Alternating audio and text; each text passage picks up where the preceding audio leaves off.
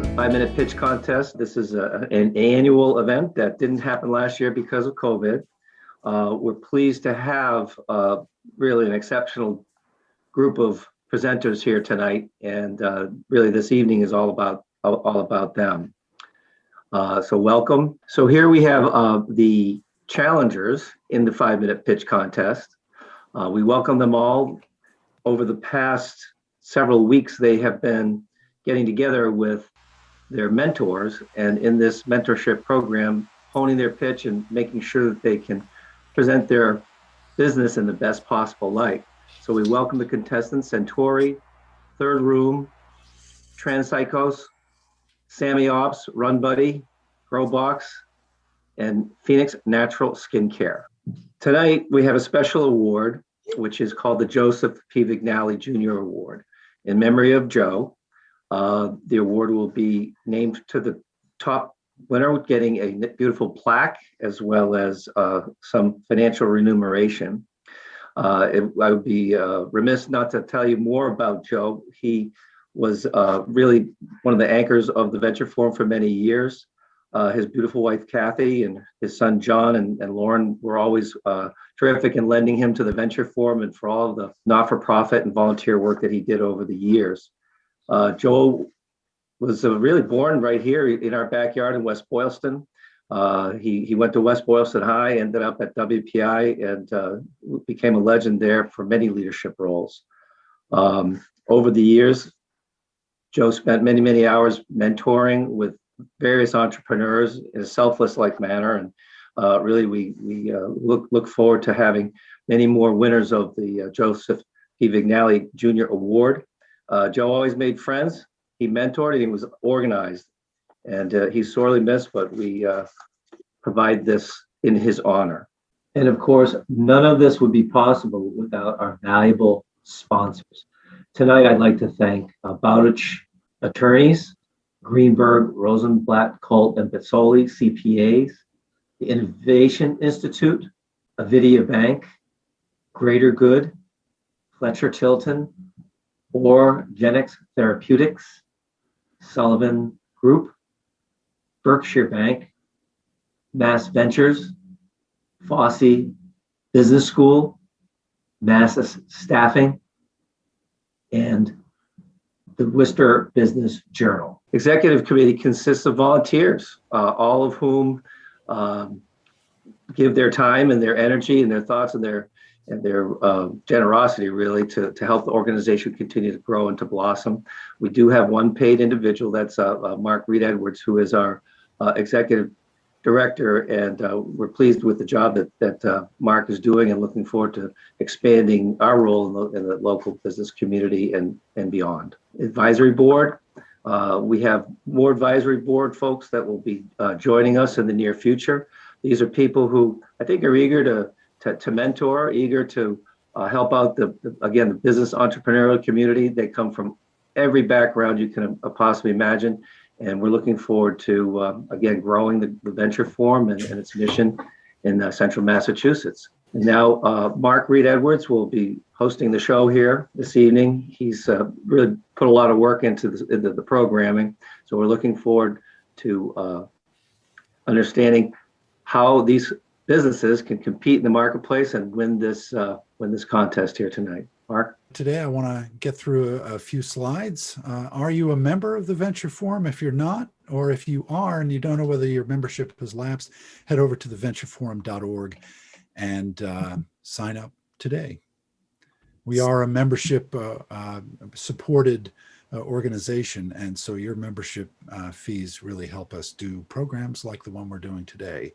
We're working on a vision for the Venture Forum as a supportive ecosystem of entrepreneurs, business, higher education, incubators, community networks, organizations, states, and city entities around mentoring and resourcing. That's the vision, and we're putting it into play today with the 5-minute pitch contest, and we will be starting a mentorship program very soon called TVF Guides. Participants in TVF Guides will enter the next 5-minute pitch contest in 2022. And we're working with Worcester State right now to provide honor students as project managers and WPI on a set of entrepreneurs to enter the first cohort. We will announce details very soon. Every week you can hear us on the radio in the Venture Forum radio show every Thursday at 6 p.m. on WICN. You can listen on demand at wicn.org or tune in on Thursdays at 6 p.m. Also, you can catch it on our website, theventureforum.org, as a podcast. I have some thanks that I want to send out to people today. I want to thank every member of the executive committee and advisory board for the great support that they've provided. Thanks to Tom Weber and Brian Dillon for helping out with logistics and working with the contestants for today's contest. And I want to extend my personal thanks to Ron Frazier, John Weaver, John Brisbois, Allison Chisholm, and Danielle Festa for all the help leading up to this. So I talked about TVF guides just a moment ago, and what we did with the 5-minute pitch contest between the January event and today is we matched each contestant with a mentor. And this is a world-class group of mentors that we've had help our contestants. And I want to thank each one of them: Dan Quijana, Margaret Ball, Al Kritz, Morris Porter, An Huang, Paul Hare, Victor Machado. They all did great work with our contestants. What would a contest be without judges? We have a very distinguished group of judges. American Idol doesn't have anything on us. We're starting, we've got Rachel Kemp, we've got Carrie Leppo, Finit Najawan, and Dana Ono. And we've got a great group of people who are going to really assess these businesses that we will have present in just a moment. The judging will work like this. Pitches will be judged based on business model, innovation, problem solving, opportunity, profitability, competitive advantage, leadership team, and presentation style and effectiveness. And judges will have 5 minutes after each pitch to ask questions. At the close of the pitches, judges will head into the breakout to deliberate, and we'll announce the top 3 finishers at that point. Some housekeeping. We are going to go in alphabetical order, and audience members, please mute your microphones. Contestants, you're going to have to tell me when to advance your slide. And I want to strictly adhere to the 5 minutes. Tom Weber is the timekeeper. I can see him on my screen. I'm not sure if you can see him on yours. He is going to put up a green background for the beginning of each presentation. At a minute left, he will put up the yellow background. That means you need to start wrapping things up. And then with 15 seconds to go, he'll put up the stop. And we are going to strictly adhere to the 5-minute limit here. So thanks, Tom, for getting your stopwatch ready, and best of luck, contestants. I will put the green up now as you request, and I'll try and speak periodically in between contestants so that I don't go away. Let's move on to today's first contestant, Centauri, and founder Tyler Cianti. Tyler tells us that for content marketers who are overwhelmed by bloated SEO tools, Centauri is a simple software platform that provides a proven framework for SEO. Unlike complicated SEO platforms, Centauri has streamlined the tools to build an effective SEO strategy and improve ranking. Centauri was founded in 2018 and is based in Worcester at the Work Lab. All right, Tyler, you're up. Hi, everyone. My name is Tyler Cianti. As Mark said, I'm the founder and CEO of Centauri, the SEO platform for marketers. And to begin, I'd like to start with a short story. If you could go to the next slide. Everyone meet Mary. Mary heads the content team for a consulting firm in the Boston area, and she's been given a pretty simple task for the year: get more traffic to the firm's website. After all, more traffic means more leads, so this is a pretty common goal. But as we'll see on the next slide, Mary's got a pretty big problem. She's getting crushed by her competition in Google. Every time Mary looks up a keyword that she's having her team create content for, she doesn't see her website. She sees her competitors, but not her. So her boss asked her, Mary, is there anything we can do to fix this? I mean, we're getting killed out here. We're losing deals to these guys. Mary said, sure, how hard could it be? If you go to the next slide. Mary starts digging into SEO, and she's done SEO before, at least she's tried to with some free tools, but she needs a little bit more direction. She's trying to make a compelling strategy here, so she starts using some paid tools. Go to the next slide and click once. So she signs up for one here, and it's okay. There's a lot going on here. It's a little busy. Let's try another one. You click a couple more times. Oh wow, this one's got even more going on. It's getting a little complex. Third time's the charm. Let's try a third one. You click yeah. Wow, what are we looking at here? There's a lot going on. And if you click to the next slide, we'll get a pretty good idea of what Mary looks like. She's pretty overwhelmed. Mary's stuck. She needs direction, but she's being bombarded with facts and figures, numbers and data. But that's where Centauri comes in. Go to the next. Centauri empowers people like Mary by giving them insight and visibility in what their customers are looking for and what they need to do in order to get in front of them. Next. Centauri is a new type of SEO platform. It's one that brings a proven SEO strategies down to streamlined, simple, easy to use tools designed for marketers, people like Mary. Next. Mary's able to use Centauri to give her site a rankings boost. She identifies opportunities to optimize it so it's better understood by Google and improves her ranking. She uncovers the questions and keywords her customers are using and builds a highly targeted content strategy. She's able to demonstrate to her team which pages are performing the best and why, and where they should focus their efforts. She's able to ensure that every piece of content her team creates is in the best position possible to rank. Next. Centauri helps businesses like Mary's. These aren't companies with SEO wizards on staff, but they're willing and able to invest in SEO as a channel. There's 5 million companies like this in the United States alone, making this a $6 billion market opportunity. Next. We're a team of people who are passionate about helping businesses compete on Google. I have over 5 years of digital marketing software experience from HubSpot. I founded Centauri in 2018, and in 2019, we're accepted into WPI's Tech Advisor Network. Joined by Jonathan Allen with over 15 years of SEO experience as a director and consultant. Tom Witkin, who we met through the Tech Advisor Network, serves on our board. Then Mackenzie, Haley, and John round out our marketing team, helping us create great content on the website. Next. Centauri offers a series of plans that scale as you grow. For $100 a month, you get full access to our SEO software, keyword research tools, analytics tools, content optimization tools, but also access to our private SEO community, premium educational content, and support.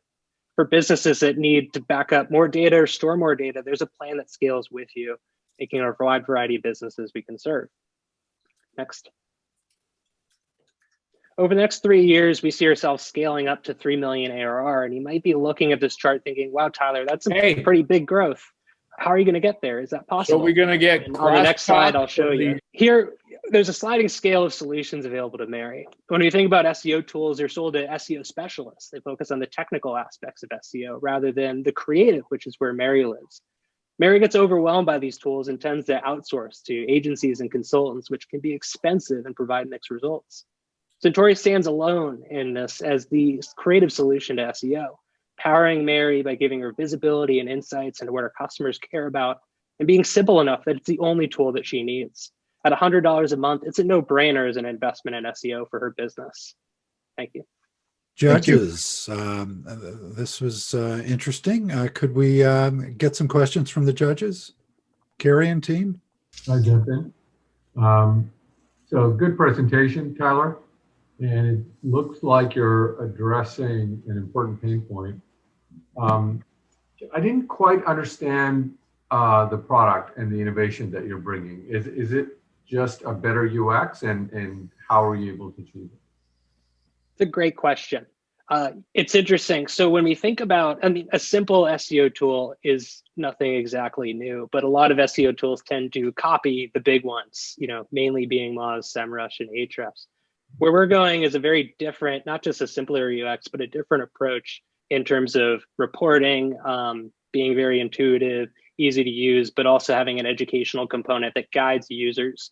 So you don't have to be an SEO expert, but we guide you in terms of how to find the right keywords, how to identify opportunities, and ultimately being able to show you how well your website's doing and whether you're going in the right direction. So it gives you a little bit of a feedback loop there as well. Hey, Tyler, this is Dana Ono. This is not my space at all. So if you could answer me one question, which I might have missed, and then I'll ask you a question after that. What is SEO? Sure thing. SEO stands for search engine optimization, and Okay. it's the practice of improving your content, your website, so it has a higher chance of being found in search engines. Okay. So my question is, again, I thought your presentation was very good using the narrative, and we won't get into that. You'll see that in your scores. But question I had is, a company like this, in terms of starting it up in terms of capital and financing it, I assume this is something you can bootstrap to get to those first revenues, and you don't really need a lot of capital to do this. Is that true? That's correct. I mean, when it comes to software, it's the case for a lot of software, but for us especially, the biggest cost is people. We're able to run things pretty efficiently. We really, the big overhead is API costs, hosting the app, hiring people or contract developers. But so far, we've been bootstrapped, and we have plans to bootstrap through the rest of this year. Okay, thanks. Tyler, this is Rachel Kemp. How are you this evening? I'm good. How are you? I have a quick question. So did I hear you correctly that you were looking at recurring revenue streams? Yes. So how long do you anticipate a company to engage your firm for services? I mean, as long as you have a marketing strategy. So far, we've been in private beta for the most part, but we've had several customers who've been with us for as long as this time last year. We anticipate customers, the lifetime of a customer being, probably 5 years, probably. It's hard to say because we don't have exact data, but we're going based off of comparable tools or software. Okay, and what do you anticipate your churn is going to look like? Again, hard to anticipate just given the data that we have. We're shooting so far, we've had over 90% retention. It's something we'd like to keep as long as possible. Okay. I think that we stand a better chance than more complicated SEO tools just because those are highly dependent on the people that you have on staff. You're using a technical tool and that technical person leaves, you have no one to use the tool and no use for it, whereas we hope to have a higher retention rate. Okay, thank you. I have a quick question. It's Carrie. Hi, Tyler. Hi. Nice job. So I'm kind of your customer. I'm not an SEO expert, and some of the SEO tools that I've seen are incredibly complex. I mean, you really almost need to be an expert just to use them.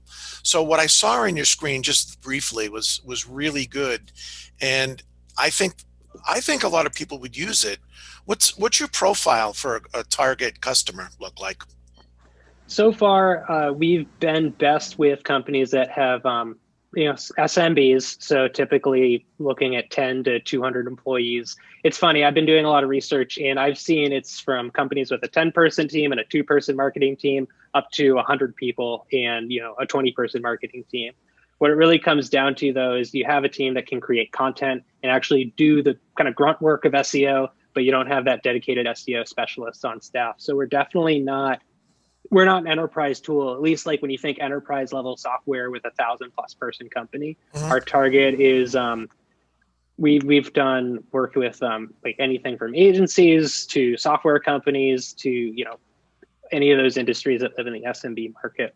So that's where we've really been specializing. Okay, one quick follow-up. So you have a number of different plans. Are they for single desks, for multiple desks? How does that work? Excellent question. So those are all for one website that you manage, but we have I think it's up to like a 90% discount for any other additional websites that you want to manage. So this works if you have multiple websites in your business, or if you're an agency and you manage multiple clients, you can manage them pretty simply all in one account. Okay. Hey, judges, we are over the 5 minutes. Yeah. If you want a demo, by the way, you ask for my email and we can talk. Absolutely. Thank you. Yeah. Thank you, everyone. That was a nice, vigorous discussion. I appreciate it. Up next is Growbox and VP of Marketing, Mark Prince. According to Mark, Growbox is democratizing agriculture by empowering small farmers to leverage precision crop data to automate and optimize their greenhouses for increased profitability, no matter the size of their operation. Mark, take it away. Good evening, everyone. I'm Mark Prince, and we are GrowBox. We are democratizing agriculture by empowering small farmers. Now, if the last year has taught us anything, between Texas freezing over, the West Coast going up in flames, and people not being able to get toilet paper during the pandemic, it's that carbon emissions and local production are important. Next, please. Unfortunately, our current food system involves trucking produce thousands of miles from California and globally, which is really carbon intensive. And during that time, a lot of it spoils, ending up in landfills where it rots and produces more emissions. So ideally, we grow everything locally. The issue there is that small local farms have a really hard time producing significant constant yields year round, which is really necessary to work with restaurants and grocery stores. Next. But in that, there's an opportunity to provide a farm management system to help those farmers improve their yields, which improves their profitability. And we'll also work with these farmers to support the local food system, decreasing emissions. And this works with current trends in that more and more people want local, organic produce, and more people are farming locally. Why? Well, think about your own experience. More and more people want healthy, fresh, natural produce that just tastes good. Next, please. We're addressing this opportunity through farming as a service, where one, we sell the upfront hardware, and then we provide the software as a subscription service so that the farmers can monitor and see exactly what's happening on their farm in real time. See if there are any issues before they become big problems. And then tap into the data of not just their farm, but the network of farms using our system to improve yields for stable yields year round. And once we help them grow, we'll help them sell through our online marketplace. Next. By bringing together our farmers as a virtual co-op, they'll complement each other, work together to provide a large, consistent supply of a wide range of crops so that they can work with local and regional distributors. Next. Now, what do they do currently? Well, on the growing side, they have to use a couple different systems, which don't necessarily work well together and are really expensive because they're designed for massive farms that are thousands of acres. And they also typically require a horticulturist background, which isn't really usable for small farmers. And on the distribution side, they typically sell through CSAs and farmers markets, which have inconsistent sales, and it's a small market, meaning that farms can't expand and they have a limited impact. So GrowBox provides a full picture value prop by helping on the growing and the distribution. And we make it affordable by pricing it based on the size of their operation. Next. Our initial customer are small and medium indoor farms, greenhouses and hoop houses, of which there are about 22,000 in the United States. And as I mentioned, we price by the size of their farm. So fortunately, most of these farmers are planning to expand their operation in the near future. Next. The US market is about $5 billion, while the global market is just over 50 billion. Next. So we'll of course do some traditional web advertising, but we'll also work with partner organizations and have a referral program, because the more farmers are part of the network, the more they all benefit. We're going to start locally and then expand. Next.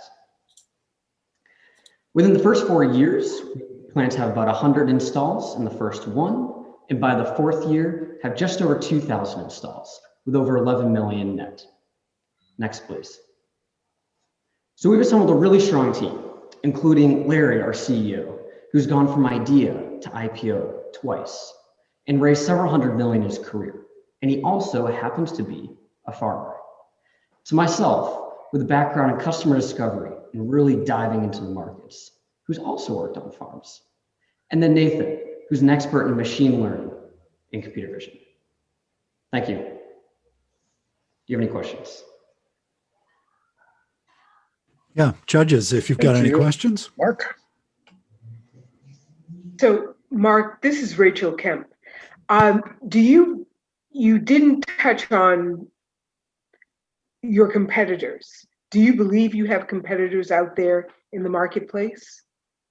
We do. So we have a couple competitors, one that are doing sensors on farms, but typically those are targeted towards really large scale greenhouse operations, or they're more of a open source project where the farmer then needs to have a background in engineering and computer science to put everything together. It's not easy to use. And the big kicker is that none of these systems bring these farmers together as a network for their shared benefit.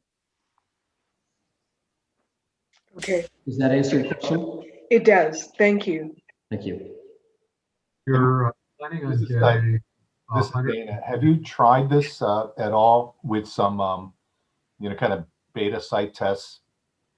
Right. So we're actually running our first site, our test beta site in Plimpton, Mass. And we actually have several more lined up to start our pilot program come later this summer, once we've made sure that everything is robust. So we do have that testing. Thanks. I have a question. Yeah. Hi, this is Carrie. How are you? You didn't mention, what does this cost to use? How do you provide, I can't tell if you provide that little greenhouse and the software and the watering systems and all the monitoring systems. Did I miss something? Right. So specifically on the hardware sales side, we provide the sensors for measuring temperature, humidity, light level, soil moisture. Then we can also provide controllers if the farmer so chooses for controlling any grow lights, the watering, the fertilizer. And then we're also going to be adding cameras because cameras are really where we can dig into the data of analyzing what exactly is happening with the crops. Not just what farmers think is happening, but from the light levels, you can actually determine far more several weeks before issues arise. So that's specifically that pricing is that we provide those, and those are designed in-house, while the software we provide as a service if the farmer so chooses.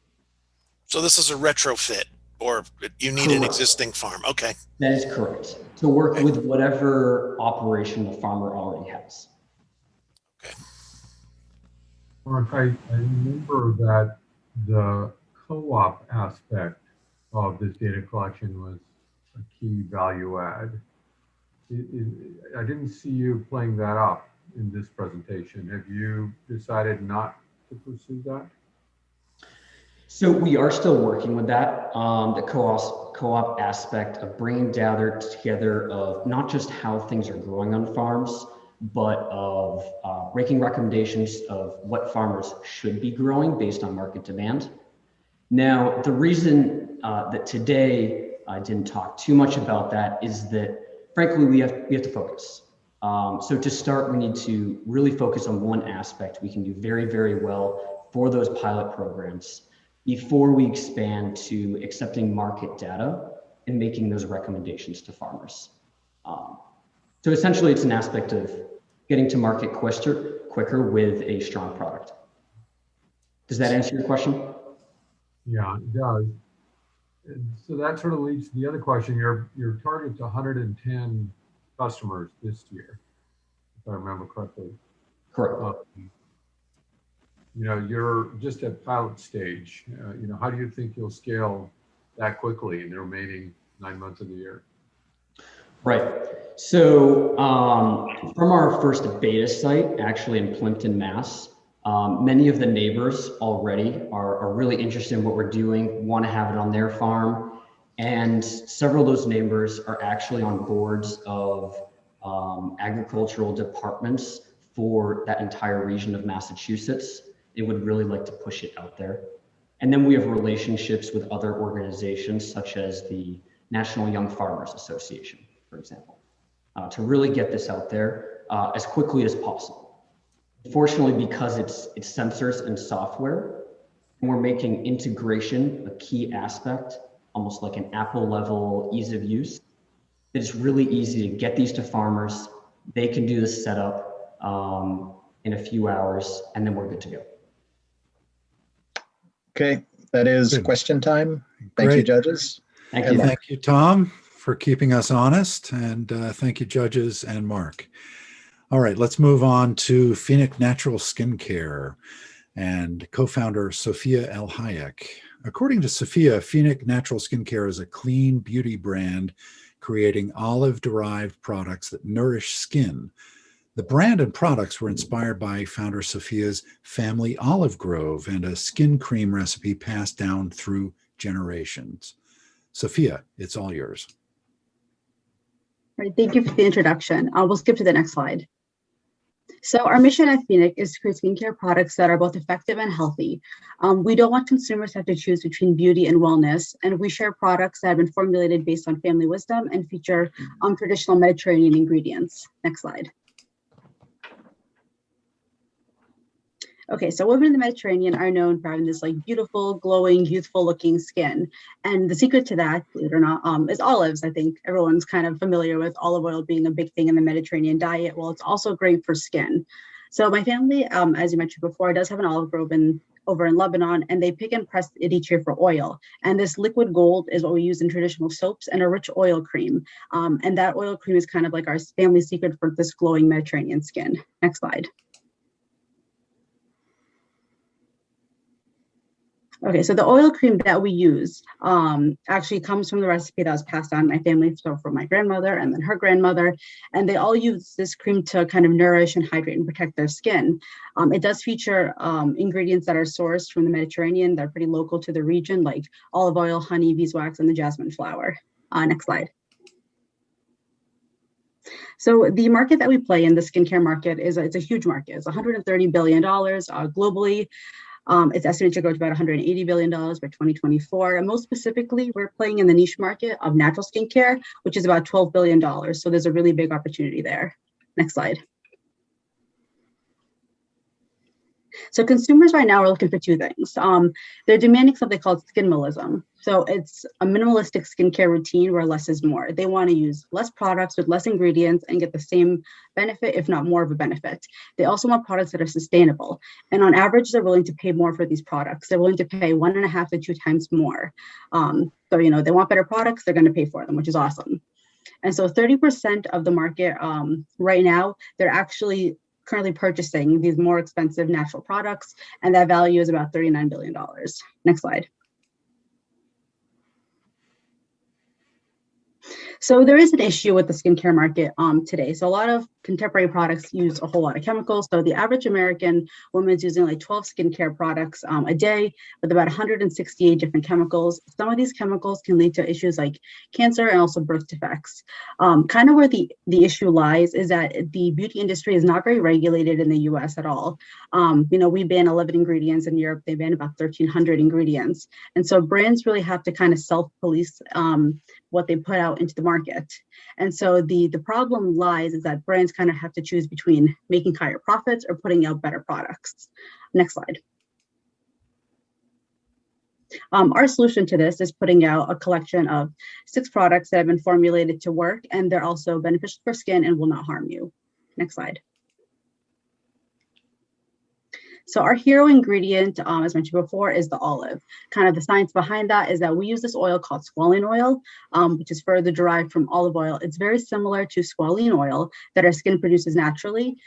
That's what gives us, you know, this hydrated, youthful glow. And as we age, we actually produce less and less of this oil.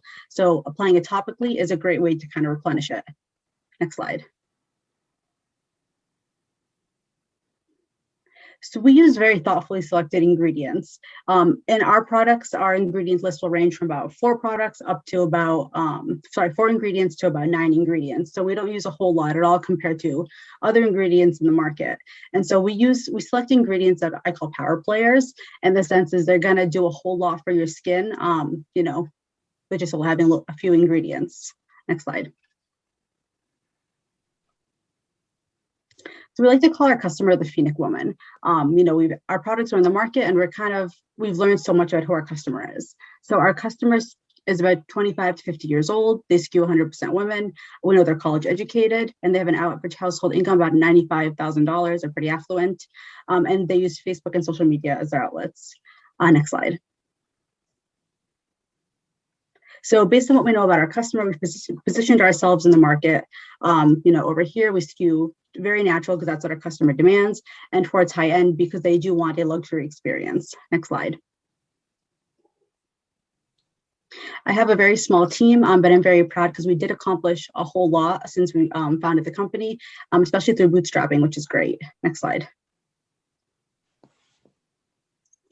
A whole bunch of milestones next. Thank you, Sophia. Your 5 minutes. All right, judges, let's get some questions Sophia's way. So, Sophia, this is Rachel Kemp. How are you this evening? I'm great. How are you? Very well, thank you. I think I live and breathe skincare. I read about it every single day, and you're entering a very crowded market. What are your price points, and where are you really positioning yourself? Yes. So in terms of price point, our soap bars start about $14. Our cream is sold at $40, and the oils are between $32 to $35. So it's definitely accessible, but the price is a little bit more towards the high end. As I mentioned before, we skew a little bit more towards luxury. We do sell B2B and B2C. So our B2C channels are our website, also Amazon, and this website called Beauty Bridge, which is a smaller national retailer. And then we do also sell B2B as well. There's a wholesale platform called Fair, where we sell to other small retailers and stores. Thank you. Sophia, this is Dana Ono. In terms of testing, since this isn't an FDA regulated product, what kind of testing do you do prior to that? Even though, you say most of the ingredients are pretty inert and, pretty safe, I guess. Yeah, so the testing that we've been doing has been, we get panels of really, family and friends and users who would like to try out the products. And when we make a new product, we share it, and then we will track data through surveys to see kind of what results did they have, are there any adverse reactions. It took us close to about 2 years before we got our product, into the market for the first time. So we are pretty thorough in checking out our products. And do you produce it locally here in terms of the production, or is that all out of state? Actually, right now we're producing them in Worcester. So we're still producing pretty locally, small batches right now. We're hoping to expand to a larger manufacturer in the future. That's great. Thanks. And where are you sourcing your ingredients, Sophia? I assume it's not coming from your family's olive grove in Lebanon.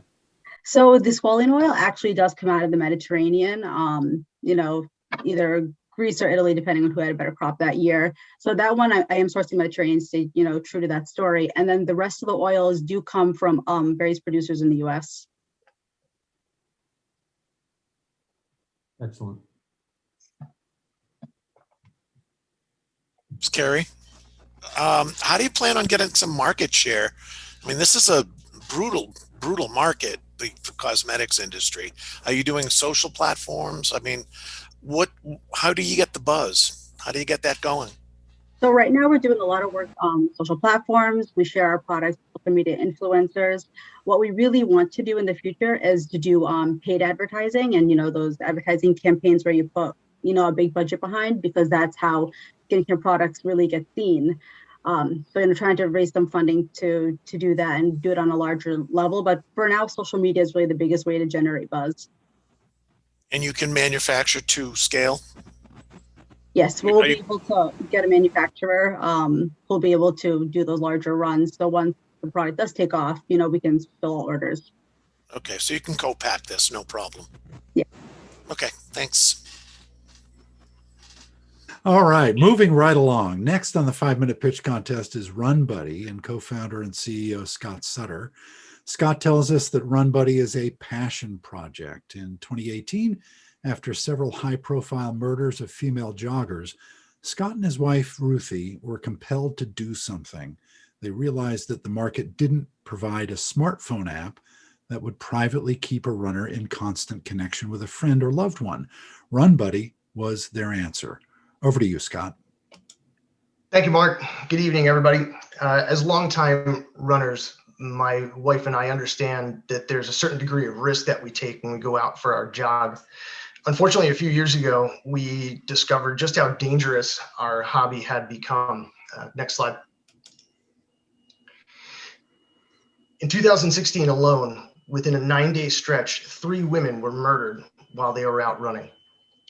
As runners ourselves, it angered us. As good stewards of the running community, it forced Ruthie and I to take a hard look at ourselves, to think about what it is that we could do so we could prevent this from happening again. So we decided to dig in, and unfortunately, the statistics that we found were startling. Next slide. In 2019 alone, 16 cyclists were killed each week just by vehicles. In 2020, 2 women were murdered within days of each other, and a young man was executed. Unfortunately, women do bear the brunt of this. Next slide. 84%, if you ask, 84% of women will tell you that they've been harassed during their independent exercise, and they share their story throughout social media, Reddit. It's awful, but it did resonate with us. Next slide.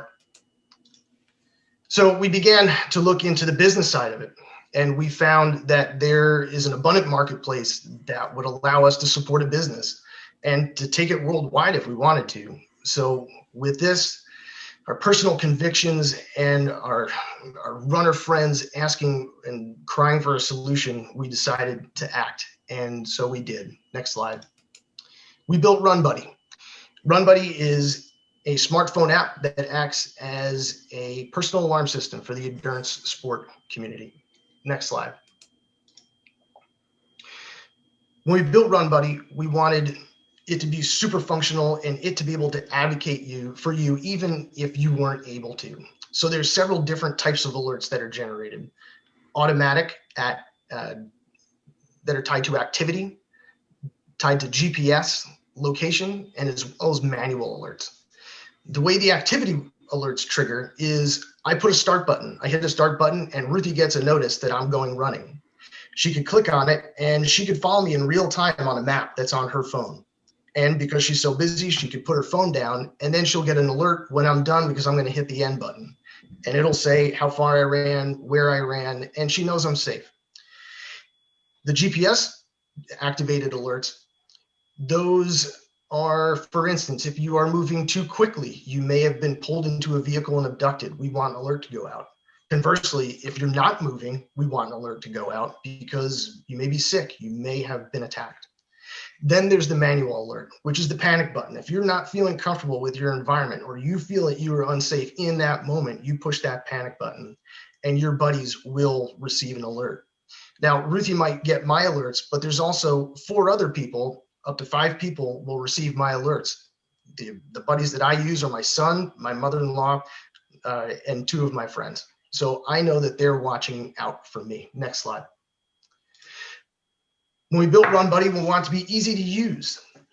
You select what type of activity you're about to partake in. You select who you want to follow you within the app and share your location and your information. And at that moment, when you hit the start button, then they can start following you. Next slide. And when you're done, you hit the end button. It tells you how far you went at your pace.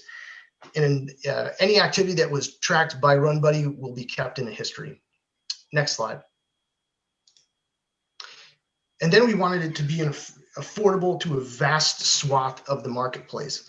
So that's why we made Run Buddy free to download. This way, anybody can receive an alert. And the alerts are subscription-based at only 99 cents a month or $9.99 a year. Next slide. When Kelly Herron found out about Run Buddy and our mission and our functionality, she joined us. It meant an enormous amount to us because because Kelly was unfortunately made famous because she was attacked in broad daylight while she was out for a training run. There's no better testament to the worthiness and the need for Run Buddy in the marketplace than Kelly Heron joining us. Next slide. So that's our team. We're all business people. We know how to run a business. We own businesses separately, and also equally as important, we're all very entrenched in the distance running community. Next slide. Thank you, Scott. Oh, we're done. Cool. All right. So judges, do you have any questions for Scott? Hey, Scott, this is Dana. One question. What kind of competition is there for something like this from an app standpoint? Well, if there was competition, we wouldn't have, if someone was doing what Run Buddy does, Ruthie and I wouldn't have invested a almost irresponsible amount of money building it. We couldn't find anything. There was nothing out on the market that did what Run Buddy provides. There's some apps that will provide a countdown clock, a 3-hour countdown clock. There's other apps that'll provide a breadcrumb so you can follow a runner. There's other apps that where if they, in case they don't hear from you, they'll text you the longitude and latitude of your last known location. Watches that will tell you if there's been an impact, but what happens if there wasn't an impact? So we saw, and all of those things require either a large purchase of some hardware, a watch, some other device, or it's a very large monthly or annual fee that comes along with it. And we wanted we truly wanted to democratize this level of safety. So we're just at a completely different price point than everyone else. Thanks. Scott, my name is Dan Crowley. I've been hit twice by cars while training for duathlon and triathlon quite a few years ago. Sorry. Have you approached any of the major organizing bodies to do with duathlon, triathlon, endurance events to get sponsorship to create some synergies in those markets? So we have, and the good news is I own a commercial liability insurance brokerage in Worcester, and Run Buddy is also based in Worcester.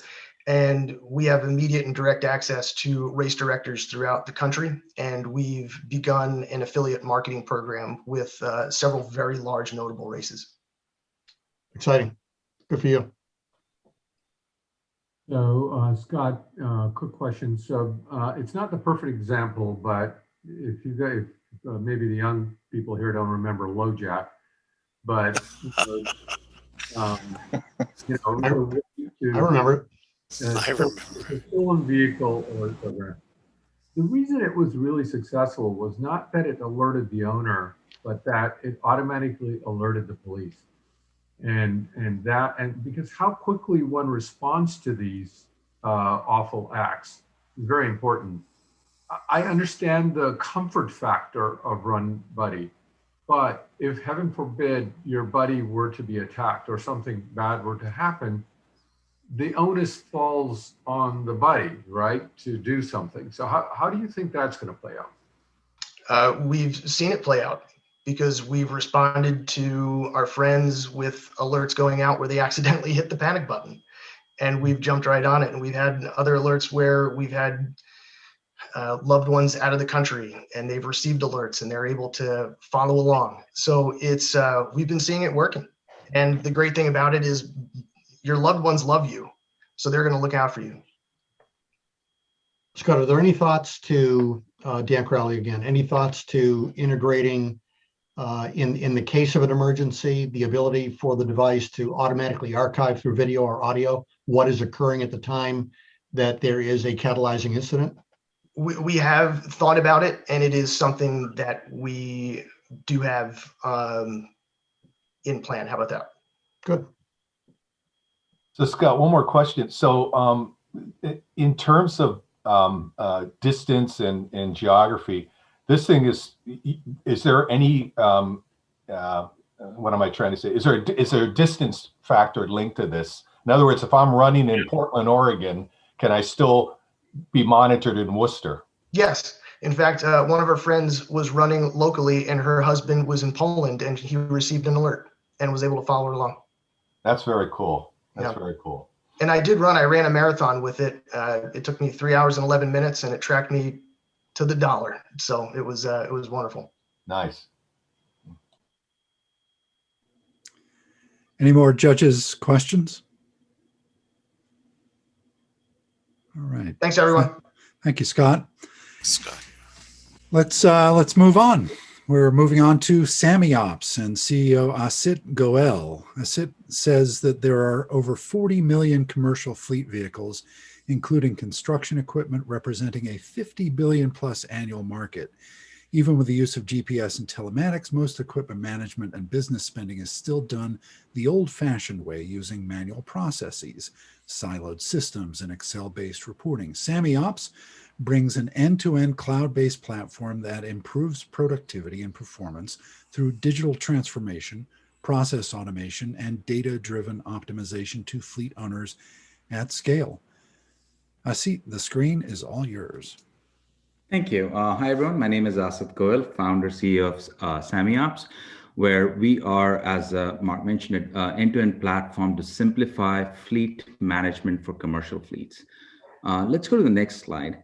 Over the last 10 years that I've been working with fleet managers and equipment rental companies, one of the things that I've noticed is that despite the adoption of technology, telematics, etc., fleet management remains by and large stuck in the same processes and ways that it has been done over the last 50 years. Extremely manual, extremely inefficient, and unpredictable. The reality is it's not because fleet managers don't know what to do or equipment owners don't know what to do. The challenge that they have is that they're dealing with an environment where, first of all, they always have assets, including people, remote, hard to get a hold of. Most importantly, systems remain disintegrated, disconnected. So you have Excel, paper-based forms. You may have silo ERP systems, and even telematics data that's coming in. It's all in different places in different silos that don't talk to each other. And frankly, they're in an environment where there's low affinity for technology-based solution. The simple result is that as a fleet owner, you're always reacting to what is happening around you with your fleet. You're spending a lot of time chasing information. You're spending a lot of time in unproductive administrative tasks, moving information from one data system to another data system, and frankly, reacting to what's happening rather than being able to think through what you need to do in order to control your costs, improve your operations, etc. As a result, you're dealing with lost productivity. You're also putting your business and your employees at risk, especially if there's a safety incident that happens because of an under-maintained piece of equipment. And you're dealing with increased costs when unplanned, unscheduled maintenance happens. And as a result, you could even lose customers or future revenue because customers don't rely on you for being able to provide a consistent service. And by the way, to be very clear, we're not talking about long distance trucking. We're talking about equipment that's used in construction and related trades, something like boom lifts, man lifts, dozers, dumpsters, dump trucks, utility trucks, pickup trucks. And as mentioned in the introduction, there are about 40 million pieces of equipment across the US alone, representing about a $50 billion market when it comes to fleet management and fleet maintenance spending. And most technologies today really focus on looking at the data and not necessarily looking at what can be done to improve the productivity throughout the process of managing fleet, because fleet management is not just about managing dots on the map, location tracking, but it's really about knowing how your operations are, being able to use that data about optimizing your operation, providing the fleet where it needs to be, and being able to use that intelligence to reduce your costs, reduce your risk. Let's go to the next slide. And this is where SamiOps steps in. SamiOps provides a data platform that enables integrating data from different systems and sources, whether it be legacy ERP systems, whether it be telematics and streaming IoT data. And where data is non-existent or you have manual processes, we provide the ability to digitize those manual processes so that you can have a complete visibility into your fleet use, into your fleet operations. And very importantly, we actually integrate the employee, the operator on the ground who has contextual knowledge with your systems and operations. Remember, most companies today, almost all the technology-based solutions today, whether you're talking about GPS or telematics tracking or any kind of software, they're really disconnecting the operator. They're connecting the data about the machine directly to a central reporting system. The problem with that is What is happening on the ground is often not known. So when you're dealing with remote employees and remote people, remote assets, it's hard to get a hold of and understand, why am I getting this alert without that contextual knowledge? And because we find that employees who are operating the vehicle know what's going on, they're able to provide the kind of intelligence or insights that you may not get through data alone. More importantly, by bringing all of this together, the platform gives the ability to optimize the workflow. You can not only schedule and manage your repair and maintenance requirements, whether scheduled or unscheduled. You can track your costs, you can track your expenses. And as a result, you now have the ability to see all your data in one place, be able to make intelligent decisions based on that. You're able to cut down on time that you would waste in administrative time moving data between one system versus the other. You're able to save costs because your productivity goes up, your fleet costs go down, your maintenance requirements go down, and your business flourishes. That would be 5 minutes. Thank you. Thank you. Thank you, Asit. Judges. Yeah, I have a question for you. How are you? Are you being an aggregator for the companies that you work for? Let's say they have Trimble or one of the other asset management or maintenance management software packages. Can you aggregate that into your platform? Precisely, yeah. Okay, so you're an addition to the software to run and manage your fleet. What we're doing is we're unlocking the data that's sitting with one provider, and then you have to go to another system to get some more data. Then you have to go to a third system like a payroll system to know. So all this data is sitting in different places. We're connecting all of them to give you access in one place to all your operational data so that you can free up your time and focus on what do I need to do to improve operations rather than where I find this information. So you're just data mining into a report. No, the difference is it's not just data mining into a report. Because now your data is in one place, we can actually give you workflow capabilities.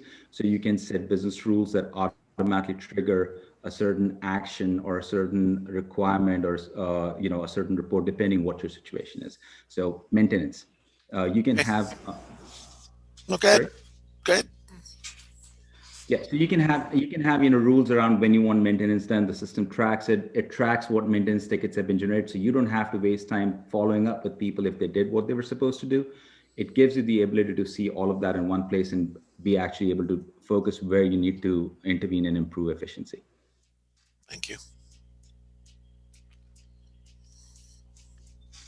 Dana, Vineet, Yeah, Rachel? I mean, honestly, I've had quite a bit of experience in this because I had a fleet management company in the 90s that Qualcomm acquired. So I understand how the pain point you're expressing. I'm a little surprised that 20 years later that the same pain point exists. I guess what the previous questioner asked the same thing. Are you middleware or are you an ERP system? Middleware. Yeah, and as you know, middleware companies in almost every field have never sort of done incredibly well because people, they're invisible, and so people don't know how to value them. So how do you think you're going to change that business model? So I'll be the first one to admit, I don't know what 3 years from now, the future or how the valuation or how this thing will look. But the reality is that this is hitting upon the awareness around the need for data is really come to a level where people are looking for solutions. The only solution they find is that they have to buy the hardware and then they're set up on that particular hardware. So they're not tied into that company, and that's a source of frustration. So what they're finding, frankly, quite appealing about what we're bringing forth is they don't have to replace all the hardware and the investment they made in that hardware.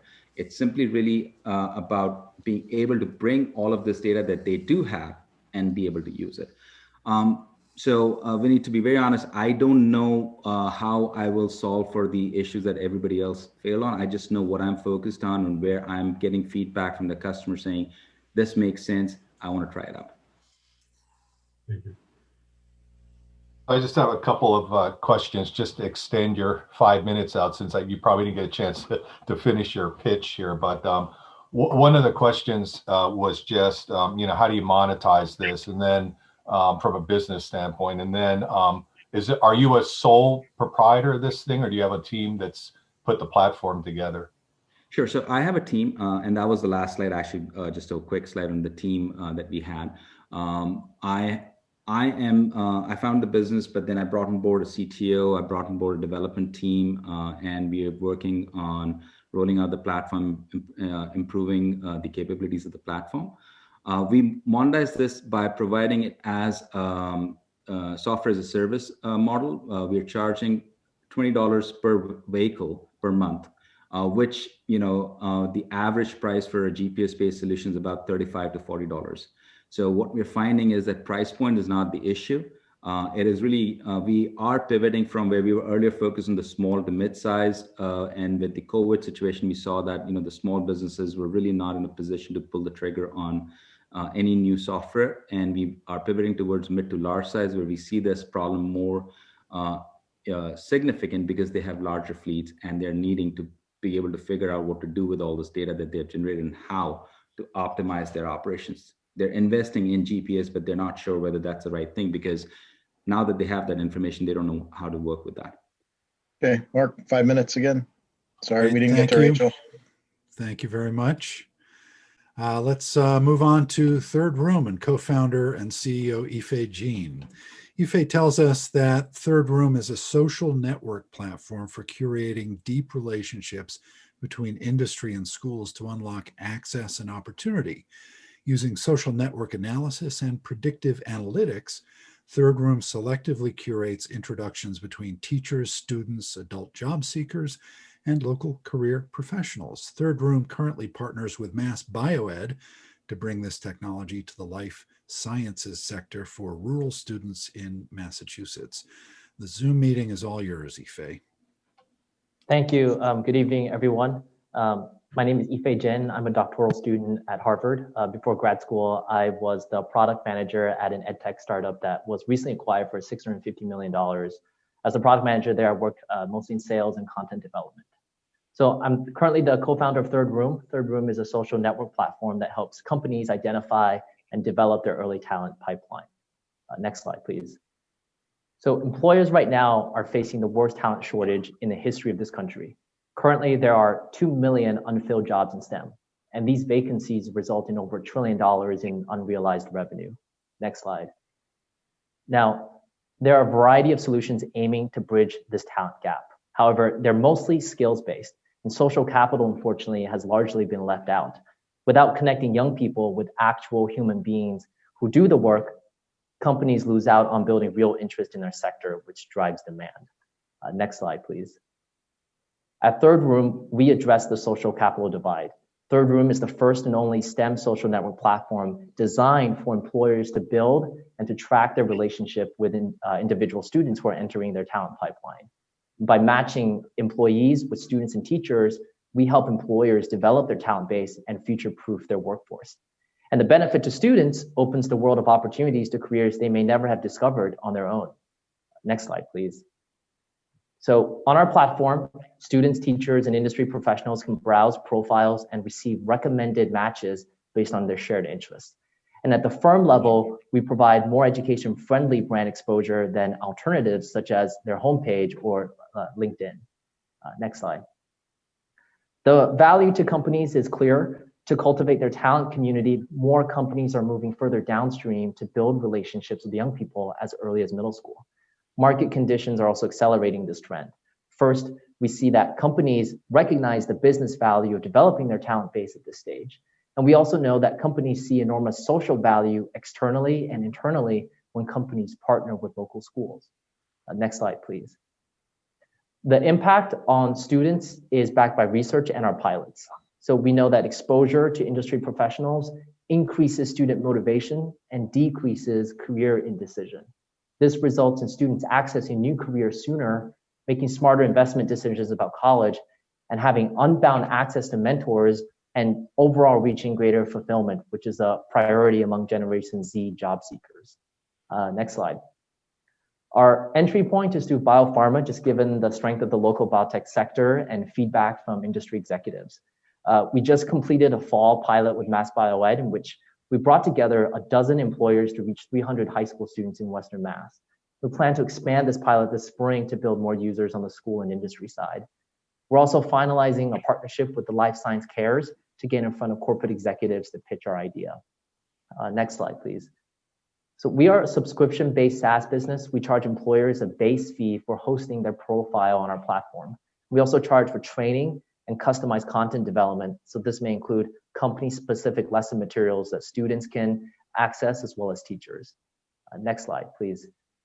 Now, biopharma represents less than 5% of the market in Massachusetts alone, and we estimate around 27,000 companies in the state facing the talent crunch, about 1,400 of which are firms in the life sciences. Next slide. So my co-founder, Downey Meyer, currently teaches CS and bio at Mohawk Trails, which is the most rural district in Massachusetts. Downey is also a corporate attorney by training from the University of Chicago and brings a strong public entrepreneurship perspective to working with schools and governments. And Paul Bosco was an ex-Cisco executive currently advising us on the NSF funding path. Paul is also with the Mass Tech Collaborative, which some of you may know funds initiatives to support the state's tech sector. Next slide, please. And finally, by 2025, we plan to reach 50 paid employers, 20,000 students, as well as explore revenue models to integrate ourselves into the broader workforce skilling ecosystem. Thank you so much for watching and your support. We look forward to staying in touch. If you have any questions, and from the judges, I welcome your questions at this point as well. Awesome. Any questions from the judges? So, EFA, this is Dana. What is the competitive landscape look? Because before you showed your last slide on how you make money at this thing, this looks like a great nonprofit model. So, it's kind of interesting to me. What's the secret sauce here? What's the competition? Really, is there a need? I mean, you claim there's a need there, but I'm curious to know. And I know it's hard in 5 minutes to get all the background in. So, wondering question, but. I'll try my best to be brief here. We've done over 100 interviews with decision makers who are buyers, and we know that they're looking for ways to reach deeper in the talent pipeline. So as early as high school, to start influencing students to select their career. In the biotech sector alone in Massachusetts, there's a projected gap in a couple of years of thousands of jobs that they don't have a pipeline to build. So for these companies, it's a matter of we need to start getting exposure into these schools to start to increase interest. The long-term plan here, we certainly have a model for a SaaS business, but really it's in the AI, which is a clustering algorithm that makes these matches. Facebook just released a mentorship matching feature 2 years ago, 200 million users on Facebook, and the matching is still done manually. So the plan for us in the next 5-7 years is, yes, to build the traction, but also to find some kind of acquisition through a Facebook or a LinkedIn that has the social network and willing to sort of take our AI and use it to make more customized, personalized matches in this case. I have a question. I mean, you essentially have two customers. You have, I guess, an HR department would be your customer, correct? Yeah, a few different decision makers on the corporate side, including an HR. And then you have to get critical mass of students to participate, correct? Yes. Okay, so you have two customers, and how do you get them? I mean, how do you educate? You have a huge educational situation here. How do you plan to do that? Yeah, it's a great question. On the corporate side, we do that through trade associations. Most of you know Mass Bio, and through them, through Life Science Cares, we get in front of these executives. We've been doing those relationship building since last summer. So part of this is a little bit organic, knowing the regional economy and knowing who the power players are. On the school side, we did the pilot we had 1 week to recruit students, and we weren't sure at the beginning how many we were going to get. In the summer, we got 15 students. In the fall, we had a week to recruit, and we ended up with 7 districts joining in.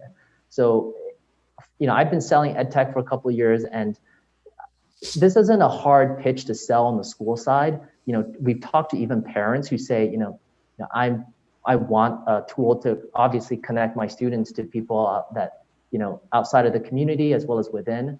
So part of this will include some strategic partnerships. And on the school side, our current partner that's been helping us is the Massachusetts Rural Schools Coalition. That's been kind of brokering some of those relationships with us. And once we get our foot in the door, it's been relatively easy to, go from the principal to the teacher. Yeah, if I'm a co-founder of Learn Launch, which is an EdTech accelerator here in town, so a little bit familiar with the space. I think, as a two-sided platform, your corporate side is pretty easy to reach. And by the way, I think life science is great.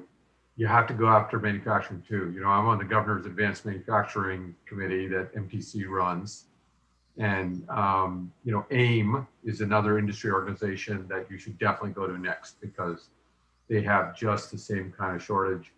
On the student side, I almost feel that rather than going through the schools, you could go straight to parents. I mean, parents are incredibly interested in, even if it's extracurricular, frankly, in, having their kids get excited about STEM, careers. So, and a lot of, as a lot of fast growing edtech companies just go direct to teacher or direct to student.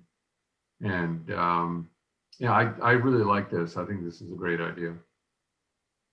Yeah, the B2C market is really fascinating. We started with a strong premise to start with rural because we know that there's a huge need. And what we found is, certainly what I'm pitching this evening, it's important for everyone. And so I think there's opportunity there. And one of the even the disruption of not selling to school districts, but going for corporate sponsorships, that's a fairly newer approach than traditional ed tech that does sort of have to fit itself within school district budgets. So thank you for the Mark, back to you. thought and feedback. Finally, tonight we have Transcytos and founder and CEO Otto Prohaska. Otto says that Transcytos LLC democratizes healthcare by bringing otherwise inaccessible therapies to global populations more quickly, more cheaply, more effectively, and at giga scale. The company's platform technology enables personalized gene therapies through modification or transfection of the patient's own cells without the need for viral transfection technologies. Otto, take it away. Good evening. Thank you for the opportunity to present our gene therapy enabling business. Our products modify the patient's own cells to expand their immune capabilities or to correct for gene defects so that the patient's own body can deliver the cures for awful illnesses such as cancer and rare diseases. Next slide, please. The problem is that current cell modifications are accomplished with viruses. You may not know of the two main techniques, CAR-T and CRISPR. However, the use of viruses results in the need for the selection of patients because of safety issues and treatment limitations. It also results in very time-consuming and expensive therapies and therapy developments. Next slide, please. The solution is our non-viral slipstream technology. It eliminates these disadvantages and democratizes gene-based cures. It makes therapies much safer for all patients, not just selected ones, thus impacting vastly more lives. And what is very important as well, it can easily be integrated into the workflow of the present therapy delivery processes. And I want to point out here that we actually showed that our technology works for human therapy applications. We mimicked in the lab the therapeutic process by transfecting human immune cells, which killed the target tumor cells when we mixed them in petri dishes. Next slide. We have filed a broad provisional and are in the process of submitting the related patent applications. We will soon file additional IP based on recent progress. Next slide. The key to our commercialization strategy are partnerships with established companies or institutions.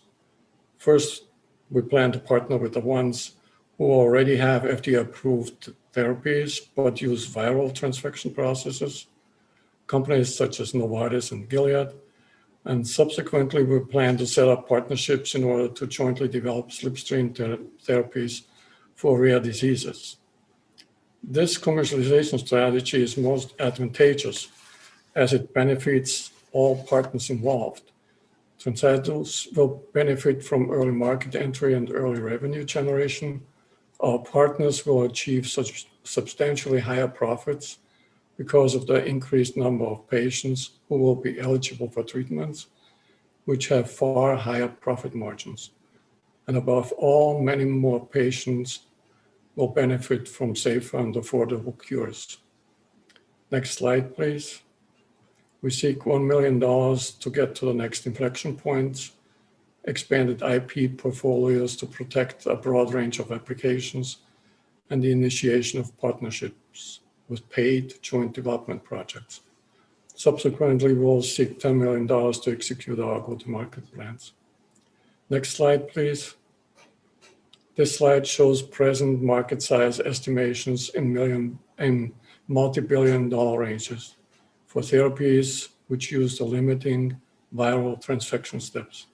As pointed out earlier, our technology will positively impact the gene therapy markets. Next slide. Our team members are seasoned hands-on experts with industry experience in business development, biomedical, molecular, and cell biology, and in engineering with focus on accelerated commercialization. Next slide. In summary, our goal is to bring superior therapies to more patients worldwide. We're looking for $1 million to get our next inflection points and move from there to the commercialization with partners. We are at the right time, we feel, in the right spot with a technology which will contribute to a significant expansion of gene therapy businesses where the markets are exploding and offer immense future potential. Thank you for your attention. Or if you would be interested in joining us now is the best time to do it. You can see our contact information in this slide. Thank you, Otto. Judges? Any question from the judges? I can see why you think viral vectors are not ideal. Obviously you didn't have enough time to explain the slipstream technology, but maybe you could explain it briefly. Yes, our technology mixes the cells and the molecules that need to go into the cells in the solution. That solution is moved through a constriction, and the flow pattern then, if it all is done correctly, deforms the cells slightly. That generates processes that allow the large molecules to move into the cell. And these cells heal very quickly within minutes and can be used for therapeutic applications right away. So it's a fast process. And this process is also then used for the development of new cures. That means it goes faster and is far less expensive, whether it's the development or the actual therapy. I have a question. Is this a 510K product, or do you have to go through the FDA as a therapeutic treatment rather than the 510? Because is it partially mechanical?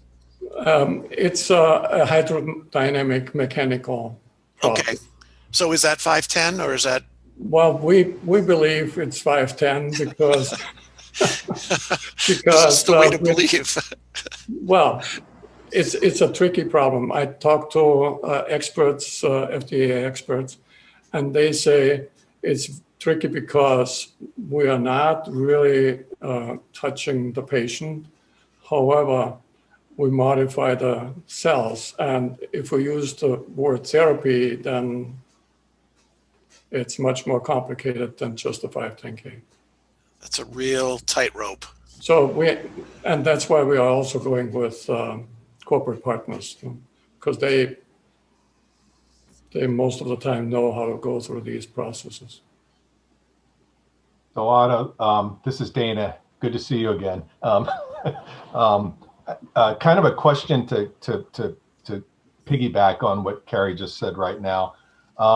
Have you thought about, for the $1 million or whatever you're looking to get the inflection point, have you thought about just not forgetting CAR T right now, because everybody's playing in that space and there's a lot of competition. So one of my questions is simply, are there any competitors out there right now? And secondly, have you looked at maybe focusing it on a rare disease? I know you list that in the slide there.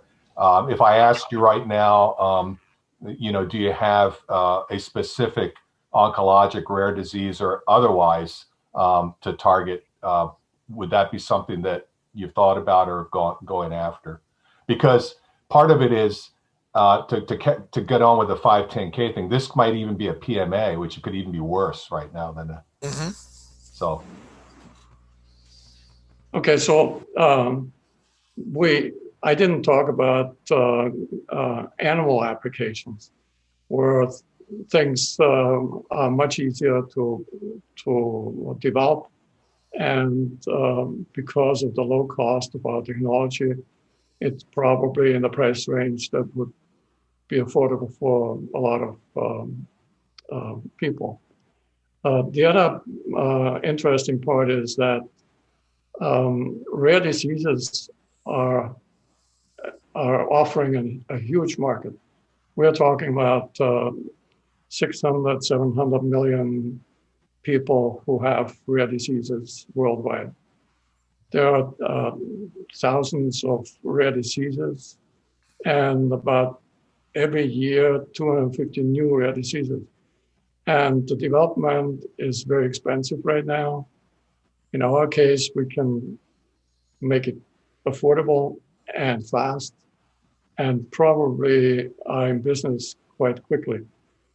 We are not in the business of developing the molecules right now. So we have to work with corporate partners where they have the molecules or are developing the molecules. Right. All right. Okay. We are at Mark? the end of the presentations and the pitches. Thank you to the judges, and thank you to all the entrepreneurs who have pitched. At this point, we are going to wish good luck to the contestants. The judges are now going to move into a breakout room to deliberate. For everybody else in the general session, the inimitable Ron Frazier will lead us through some networking, romper room style. So I'm gonna stop sharing my screen in a moment, and then everybody's face will be up on the screens. But judges, we're opening up that room right now, and hopefully you get the message. And let's start networking. Look at all these people. Terrific. Well, it's interesting to see the participants now who just presented sit and wait. Yeah, I think we deserved a little applause, everybody.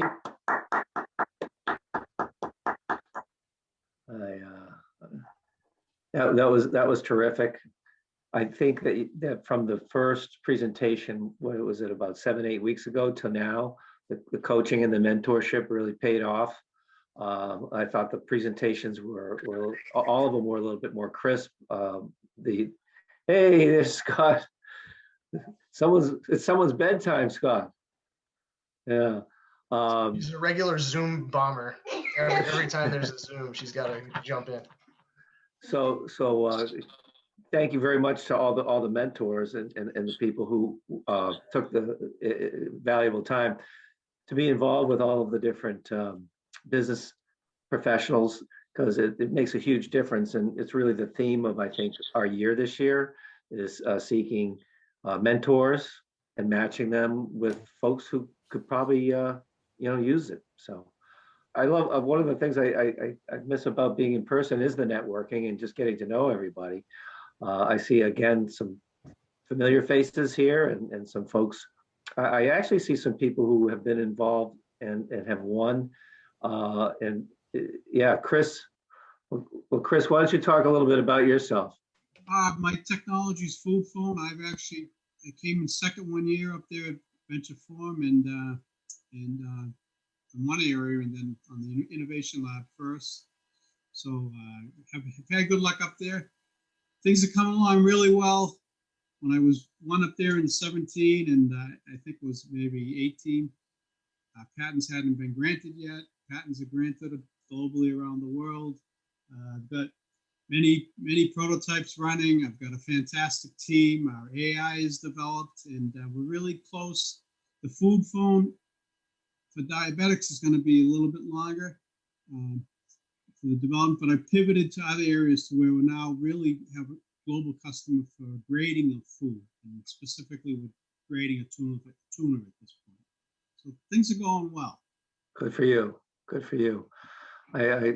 Chris, in summary, Chris has an app where you take a picture of your plate and it tells you all the calories that you're getting and everything that's in it. And it's sort of cool, really. It's actually more than an app. It's a set of cameras, multispectral, near-infrared, RGB, and 3D cameras that I patented and developed. And the technology is going along well because I'm on a fantastic trajectory. All the technology is following my idea, and it's coming along great. Cool. Hey, Paul Hare, who also presented years ago. Not much.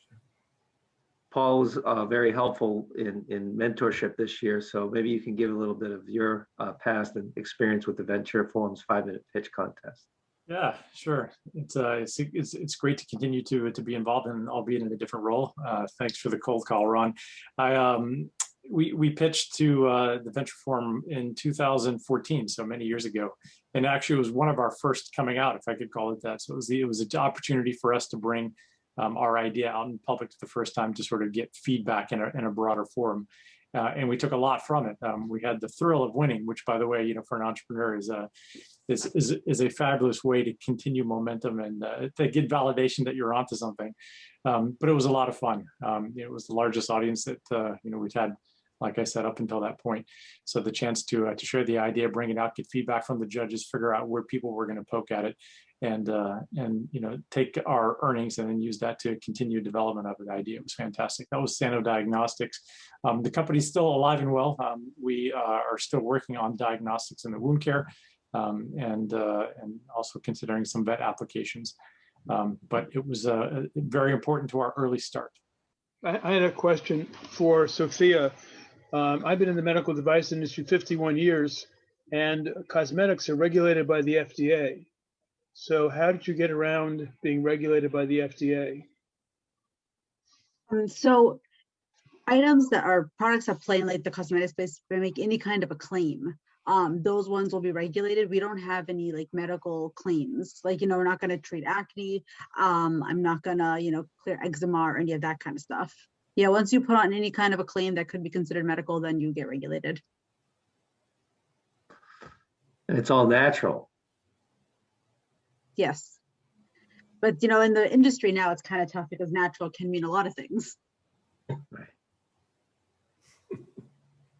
So, Sophia, what would you say in your marketing materials? What, remind me, if you were to tell me in a few words what your cream does to my skin, what does it do? So our cream is going to hydrate your skin. It's going to protect your skin. It's going to nourish your skin. That's okay to claim that? Yes, that's okay to claim it. But if I say that, mine's going to like remove your wrinkles, if it's going to, reduce any spots or anything, then I have to show kind of backing. Different testings or whatnot. It's really tough. It's like a real fine line in the industry. You can claim a whole lot of things. You can say this is, you can say healthy, you can say natural, you can say green, clean. A lot of those terms actually aren't regulated, which is kind of a little bit scary in the US market. And kind of the brands are on this like honor system. Oh, sorry, Raj. I just was curious if Mark, if Mark Prince, did you guys say that you have existing customers? So we have our beta test site in Plimpton, Mass, and then we have several lined up when we're ready to activate the pilot program later this summer. And was there any reaction to your price point? Yeah, I'm still unmuted. Yeah, so the price points, it's been fine so far. And it's been a little of a discovery, also comparing to competitors and then also working with different farmers, because how much a farmer will spend each year on new technology varies widely based on what they grow, what size they are. Some farmers treat their operation a little more like a business and some a little more like hobbyists. So that's been a discovery, but we're making great progress and we've narrowed it down. We don't want to promise anything just yet until we get out of the pilot program. Hey, Mark, I have one other question. Does your technology identify disease on the plants and moisture content right on the leaves? Yes, so that's exactly what we're going to be doing with the camera side. It's called phenotyping, where you're based on the light coming off the leaves, you can determine the amount of chlorophyll, if there's disease or pest, if there's water, nutrients, and then that's an actual feedback mechanism to improve the irrigation, for example. And that's using, you can use hyperspectral cameras, but it's actually not necessary. You can apply a little software and neural net AI to that. Excellent. Yeah. I have a question for Azit. Azit. Yeah. Yeah. When you quantify the maintenance savings on your program, how much data does the individual stakeholder who owns all that equipment, all that gear, have to put in terms of how old the equipment is? Do they put in VIN numbers? I mean, are these assets going to be tracked that detailed? Yeah, so we do actually, that's the thing is it's called the unit cost record, because we track it at the individual asset level, either by identifying the VIN or the equipment serial number. They're able to get this. Now, instead of having them put all this data up front, by giving them a workflow platform, they can actually put the data as they go along. So as they're maintaining it, as they're tracking it, the data gets updated regularly. And that gives them the ability to have this insight without having to spend a lot of time analyzing and pulling together reports just to get some answers. The unit cost record is a key requirement. It's very, very difficult. And as Vineet rightly pointed, I mean, over the last 30 years, telematics has come in, but it's really more data. And for most of these folks, they're not data analysts, so they have the challenge of how to use that. It serves one purpose, but it cannot be used anywhere else currently in most places. And some of the early interest that I've had is from dealerships of Caterpillar, of all places, where I thought, I should have no chance. You're dealing with the Caterpillar entity. And they're going like, well, Caterpillar does what it does, but we need something different and we would like to talk. So we're having conversations around that. That would be a very nice account to get. For sure. Tyler, I see you over here, and I'm trying to think of a good question to ask you, but I'm not that smart. And I see what you do in the SEO world. It's all about driving traffic, isn't it? Yeah, and that's the thing that, I mean, people think SEO is so much more technical than it really needs to be, but it's like basic psychology. Like, the better you understand your customers, better you understand the questions they're asking, all you got to do is create better content than the other guy and go more in depth, more authoritatively. And that's really the bedrock of a good SEO strategy. ROI is the hardest thing the ROI on marketing is kind of the hardest nut to crack, and what everyone struggles with. Are you able to point, because you're much more methodical and analytical and you put everything at fingertips, are you able to point to shorter, better, improved ROI with marketing dollars with SEO? Yeah, so right now we integrate with Google Analytics and Google Search Console, and we blend the data together. So what people are searching for, what brings them to your website, how the pages are performing, we can tie that whole story together for you. When it comes to ROI, you can report on that in Google Analytics and show like goal and dollar amount. So if someone's making a purchase, if someone's booking a call, you can tie the event to organic traffic, so we can tell that story for you. I think the next stage with building out our own tracking system, be able to like equate that ourselves and just make it that much more native. But for now, we kind of bring everything together, and then build out the reports for you. How are you finding customers? Are they willing to sort of turn it over to a bot? And that might not be an appropriate term here, but usually you turn it over to a, marketing people who are in the sort of engineer an SEO strategy. Yeah, so we drink our own Kool-Aid in terms of creating content and getting our own site to rank. Run a lot of PPC campaigns. We're investing a lot in social. We've also, when you're in a startup and you got to do the grunt work, we've done a lot of just outreaching and networking with other businesses, getting to know them, getting really involved in the marketing space, and getting people to try out the platform. Yeah, we really see ourselves being like the source of SEO education for people who want to learn about SEO, who want to, if you're a marketer, whether you're a junior marketer or you're just managing a content team, we want to be like your go-to resource for that. So that's where we're positioning ourselves. Tyler, as a former SVP of marketing, can tell you that, if you go to the director levels and above, they have no idea what's going on in their SEO, the inner workings. And, you can have a lot of play right there, because the challenge is you get analysts who can give you data, but very few senior marketing people actually understand what's going on in the inner workings of SEO. And I've used SEMrush and a couple of tools extensively.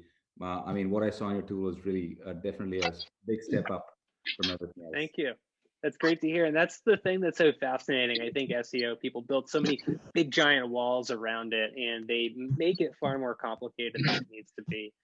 It's just cutting through a lot of that stuff that you don't necessarily need, just to help you see the story, how people are finding you, understanding the other people who are telling that same story, and pointing out how you can tell a little bit better. Morris Porter, you helped out in the mentorship category this year. Hopefully helped more than hurt, but yes, for sure. Maybe you could share that experience that you had and how you were able to collaborate. Sure. Well, first off, I do want to tip my hat to all of the presenters. Obviously, I'm a little biased since I was involved with one of the presenters, but I thought they all did a great job. And as far as the experience goes, I think as a mentor, there were a couple of interesting things about it. Number one, it's nice to work with somebody that's in a totally different industry than perhaps you are, and to try and apply some of the experience you've had to help them get to the heart of their message and the heart of their presentation. But it's also it's nice to be able to give back. And I think a lot of us work long days and long nights, right? But it's nice to be able to give back and to work with some emerging businesses. I've been in startups a long time, so I've really enjoyed working with Sammy Ops in a seat. I think he's got a great business, and with the pandemic, with everything being totally virtual now, it kind of works out very easy to connect with between the mentors and the mentees just using Zoom, which is what he and I did. That's great. Victor, maybe you could opine a little bit on your experience as a mentor. No, absolutely. So, and thank you for pulling me in, Ron. So I run my own agency and actually was paired up with Tyler. SEO is one of the functions that we actually run as a business. And I agree exactly with what Rick said. It's a complete mystery to marketing executives in large enterprises.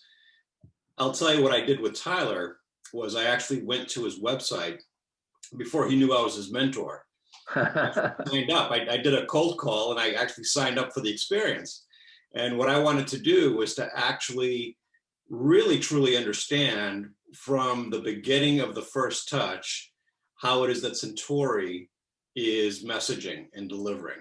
And Tyler can chime in on this, because we went through, we did about a good 30-minute discovery call, really digging into the tool, what he does.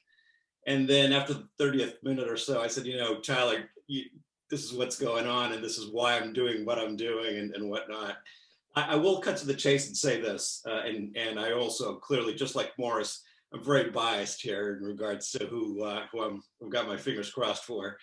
One of the things that I think was really underplayed, actually, in listening to the presentation tonight, was the actual educational component of the platform. So what I decided to do is actually license the platform and use it for my business for a couple of my clients. And I'll tell you that it accelerated our ability to actually clean up errors, SEO-based errors, that would help us in rankings.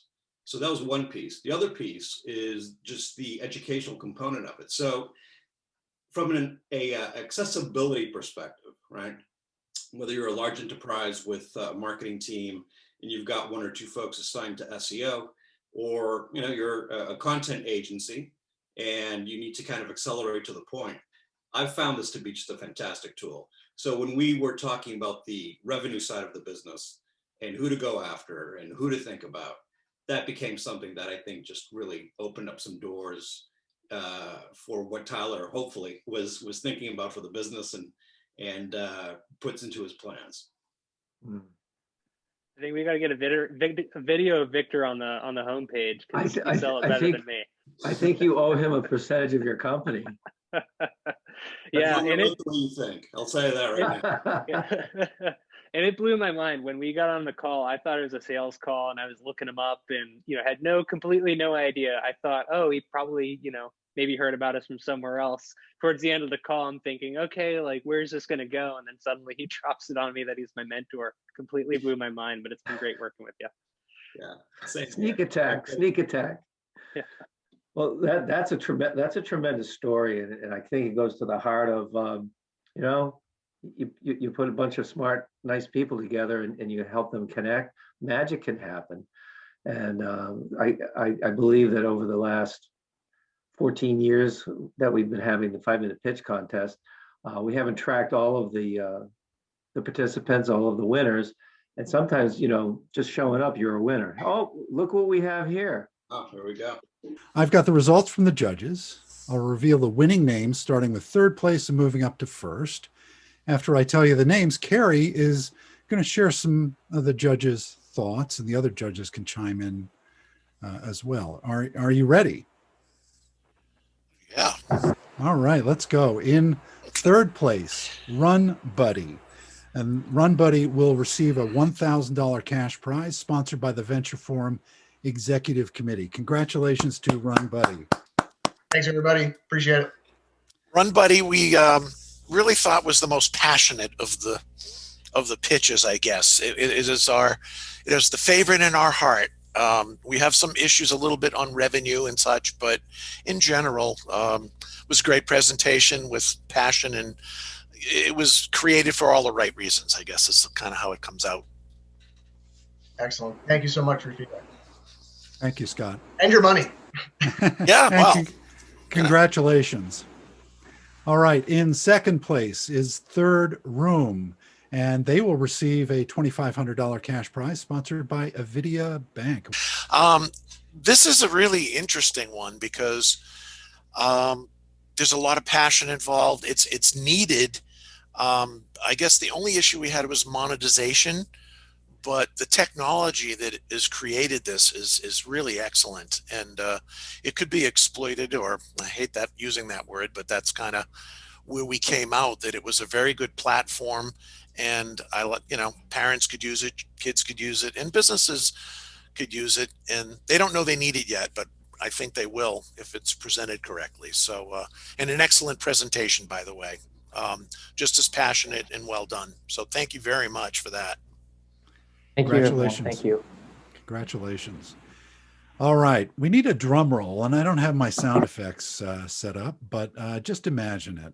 So the winner is Centauri. Yay. Congratulations to Centauri. They win the first Joe Vignali Award. And Joe Vignali was the heart and soul of the Venture Forum. I never met Joe, but I feel like I know him because everybody involved in the Venture Forum speaks so well of him, and we miss him so much. And the Joe Vignali Award is not just a trophy, although you will get a trophy. It's $5,000 cash prize, 1-hour legal consultation with Bowditch attorneys, and a one-on-one session with Paul Silva of Long River Ventures. So Nice. Congratulations. Yes. Thank you so much. Well, we felt that it was one of the more monetizable businesses. It is something that a lot of businesses need. Companies don't have experts in SEO. I mean, they're always going to outside consultants. And if you can provide a service that gets that kind of business done in-house with somebody, it can be very valuable and save you a fortune too at the same time, and really fine tune your advertising. So thank you. Nice job. Solid presentation. It was a tough call at the end, but yes, you won. So Yeah. thank you. Thank you to the judges. Yeah, thank you so much to the judges. Everybody contributed so much. I think the presentations were great, and I've got to say that the discussion, the questions in between are kind of why I do this. It's just so exciting to see those ideas kind of congeal in those discussions, and getting the mentors working with all of the companies that pitched today is just very gratifying, and really appreciate all the hard work from everyone. So the Joe Vignali Award winner for 2021 is Centauri. Congratulations. Speech, what are you going to do with the money? That's we're all dying to know. We're going to talk to the team and figure that out, but I think we can do a lot to fix the platform, not fix, but upgrade the platform and build a big advertising budget. So yeah, that's huge. A lot of work to do this year. Well, thank you so much. Boy, I'd like to thank everybody on the call here. You guys are all great. It was pretty insightful. So thank you, everyone. So Ron, you want to close us out? Yeah. So for the contenders and the winners here, first of all, thank you everybody, the judges, the sponsors, the participants, the mentors. I think that Joe would be smiling down on us right now in terms of what we've been able to accomplish and really been able to do at the Venture Forum as we tee up the rest of 2021 and open up this economy and make sure that Central Massachusetts is a go-to place, a world-class environment where entrepreneurs can come and plant their pole and stick around, because that's part of the mission. We will be in touch with you. Mark Reed Edwards will be in touch with the winners to help you navigate some of the stuff. We need some tax information from you in order to make it official. And again, thank you so very much for everybody who participated, and I hope to see you all again. Thank you so much. Bye, everyone. Thank you so much. Bye, guys. Appreciate it.